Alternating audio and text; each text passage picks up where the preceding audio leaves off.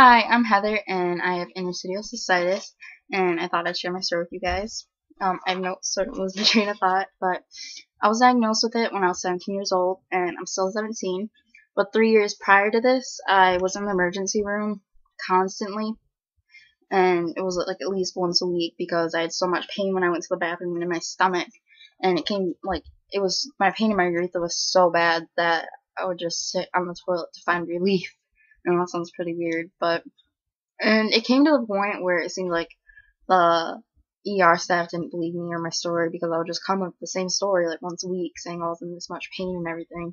And they just diagnosed me with the UTI and sent me on my way. Just no big deal, she has another UTI. And my family doctor referred me to a kidney specialist because they found protein in my urine, which usually means something with the kidneys. He thought I had athlete kidney, where your kidney falls out of place when you stand up, so it creates a lot of pain. So a few months went on, and I was still in pain and everything, and my family doctor did some research and this girl that had like the same story as me, and she got sent to this doctor, and they diagnosed her with interstitial cystitis.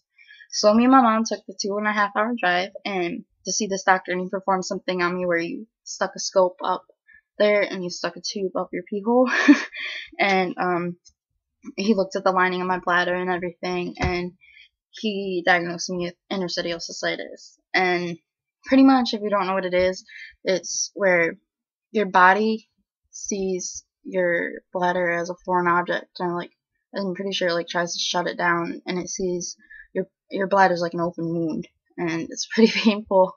And after I was diagnosed, we discussed the plan and everything of what we were going to do. I guess it can be stress induced. The pain from it can be stress induced and a whole bunch of other stuff. And the doctor said mine was probably mostly stress induced, so he gave me some depressant pills to help with my pain maybe. And it did help a little bit, but I was peeing at that time probably like 3 times an hour, which isn't normal. So he put a device in my back. I'll show you this scar. I just got this in I just got it in a couple months ago, and it's connected to the nerves in my bladder, and it's supposed to help. It sends shocks to my bladder to make me pee less and everything, so that kind of helps. But I still do have a lot of pain, and I pee more than a normal person, but I pee less than I usually do now with the device.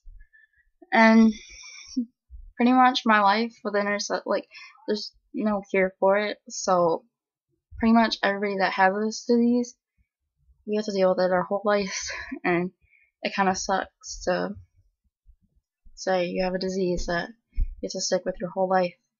And my doctor says I'm one of his youngest patients, so I guess and some older people, and even in some men too. I was just looking at a video, and he was awesome though.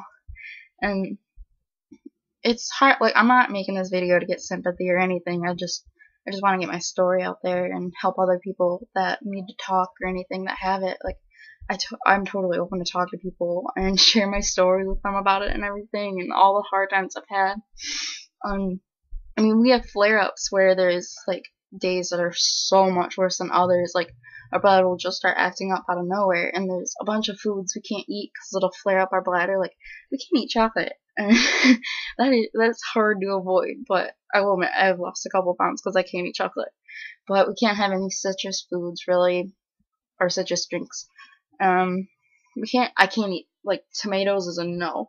There's a whole list of them. Some are worse than others. I guess it all depends on the person, but tomatoes and chocolate and coffee are the worst things for me, actually.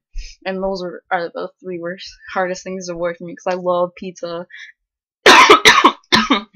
I love my coffee, and I love dessert, so it was pretty hard. It's pretty hard for me to avoid. Sometimes, if I'm staying home all day, just laying in bed, I'll eat all of them, but it does cause a lot of pain, so any day that I'm doing something, I have to avoid it at all costs, otherwise the pain gets to the point where I can't move.